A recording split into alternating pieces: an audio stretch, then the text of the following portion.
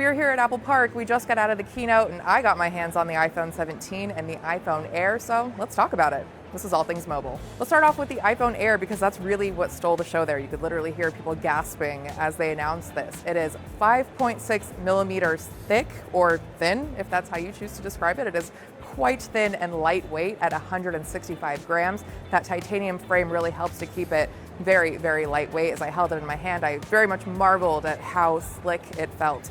The cameras aren't too obtrusive. You have that 48 megapixel fusion camera. So you've got one camera, but it can do a lot. You can still take those 2x telephoto images as well. But yeah, you are gonna have to make some compromises there. The biggest question might be, what does that mean for the battery? Apple says that the battery can last all day. So I look forward to testing that because it's a pretty slim build. So they definitely had to potentially scale back in some ways, but hopefully it really does last all day. There is an iOS 26 feature called Adaptive Power, which is designed to extend your battery life by scaling back on things and kind of using AI to gauge where you can cut back and extend battery life.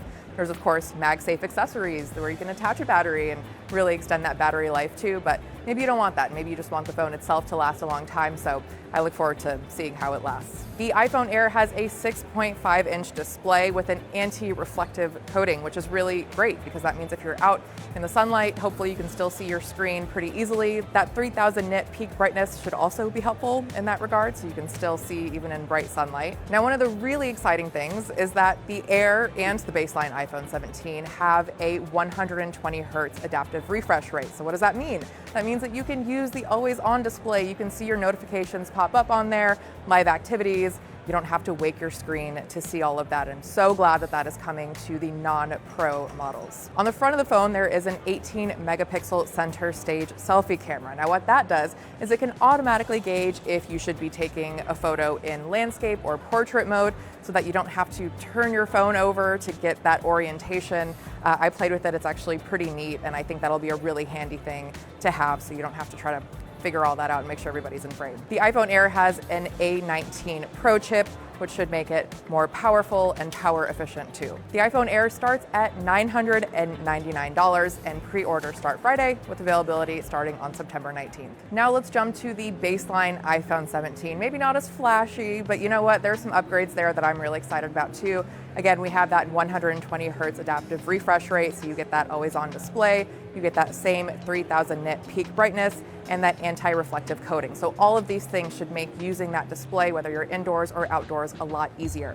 There's a 6.3-inch display on this one, so a bit smaller than the iPhone Air, but you know, kind of the size that we're used to.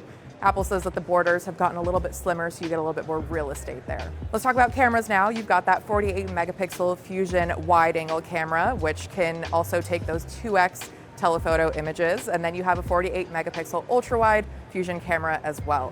On the front, you've got that same 18 megapixel center stage selfie camera to make sure everyone's in your shot. Apple says you can get all-day battery life on the iPhone 17, and in fact, you can get 8 hours more of video playback compared to the iPhone 16, according to Apple. Again, we look forward to testing that in our reviews.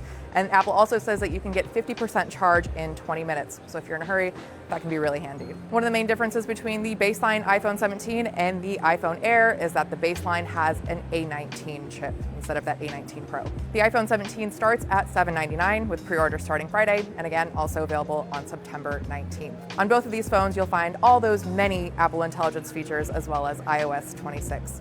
Which phone are you more excited about? Do you have your eye on one of them? Perhaps the very sleek iPhone Air?